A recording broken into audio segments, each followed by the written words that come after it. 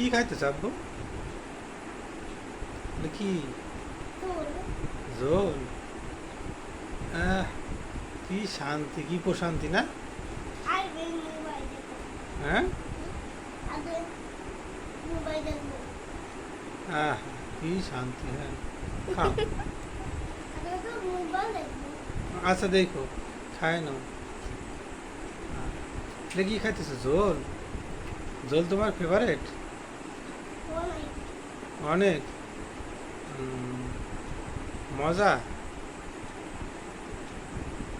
ঝোল তোমার কেমন লাগে? হ্যাঁ, মজা হয়েছে। উম,